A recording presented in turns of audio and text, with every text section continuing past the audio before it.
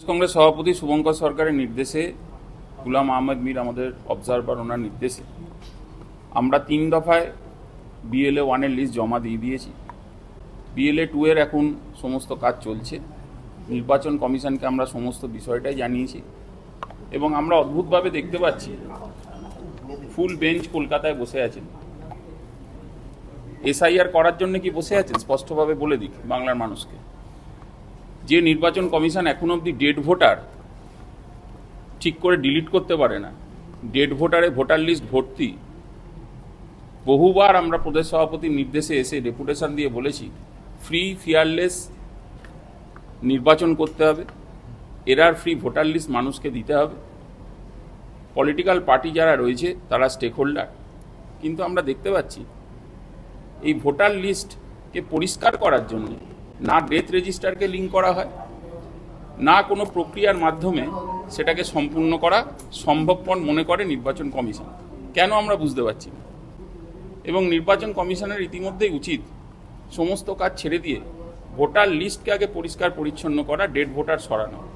এবং তার সত্ত্বেও আপনাদের বলে রাখি, যে বিএলও তারা কথা বলছেন সেই বিএলওর অধিকাংশ যারা বিএলও রয়েছে তাদেরকে আমরা কাজে দেখতে পাচ্ছি না।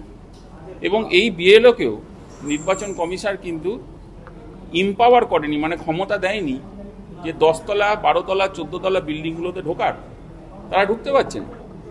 তাহলে এই ভোটের কাজটা সম্পূর্ণ করার জন্যে যে প্রক্রিয়াকরণ, মেকানিজম, প্ল্যানিং এবং ইমপ্লিমেন্টেশন দরকার, সেই জায়গা থেকে এখনও কিন্তু নির্বাচন দপ্তর অনেকটা দূরে রয়েছে। আমরা শুধু অনুরোধ রাখবো ফুল বেঞ্চের কাছে, এসআইআরের ব্যাগ ঝুলিয়ে গলায় কোনো রাজনৈতিক দলের যাতে পশ্চিমবঙ্গের মাটিতে অন্তত দালালি না করে নির্বাচন কমিশন, এবং মানুষের কণ্ঠস্বর হয়ে যাতে কাজ করে নির্বাচন কমিশন, সেটাই আমরা দেখতে চাই। ভোট যাতে সম্পূর্ণভাবে স্পষ্ট, সুন্দর এবং প্রপার ওয়েতে যাতে ভোটটা কন্ডাক্ট করা যায়, তার জন্য কি কি বক্তব্য নির্বাচন কমিশনের আগে বলা দরকার। আচ্ছা, আপনি একটা অভিযোগ করলেন যে এখনো পর্যন্ত মৃত ভোটার রয়েছে। আপনাদের নজরে কোন কোন জেলা বা কোন কোন কেন্দ্রে এসেছে? শুনুন, জাতীয় কংগ্রেস পশ্চিমবঙ্গে সেই দল যেই দল প্রথম আইডেন্টিফাই করে দিয়েছিল যে 70 বছরের লোক নতুন ভোটার হয়েছে নদিয়াতে, ভালো করে খোঁজ নিয়ে দেখবেন। দ্বিতীয় কথা আপনাদের জানিয়ে রাখি, মৃত ভোটারে শুধু ভর্তি নয়, সম্পূর্ণ ভর্তি হয়েছেন বিভিন্ন জায়গায়, বিভিন্ন ওয়ার্ডে, শুধু কলকাতা নয়, বিভিন্ন গ্রাম অঞ্চলে ডেড ভোটার ভর্তি। সেগুলো সরাননি কেন সারা বছর ধরে? সারা বছর ধরে নির্বাচন কমিশনের কাজটা কি সেটা আগে জানতে হবে।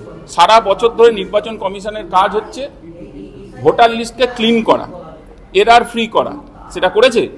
আগে দেখান তো আমাকে। ফুল বেঞ্চ বসে রয়েছেন, কিসের জন্য বসে রয়েছেন? ফুল বেঞ্চ মানে আমরা জানতে চাই ফুল বেঞ্চের কাছে, নির্বাচন দপ্তরের কাছে কি কি পদক্ষেপ এখন অবধি গ্রহণ করা হয়েছে। কংগ্রেস যা যা সাজেশন দিয়েছিল, যে যে প্রক্রিয়ার কথা বলেছিল, সেগুলো কি ইমপ্লিমেন্ট হয়েছে আগে, না এসআইআর ডিক্লেয়ার করার জন্য প্রেস কনফারেন্স করে বলতে এসেছেন? কোনটা, সেটা আগে মানুষের কাছে স্পষ্ট হোক।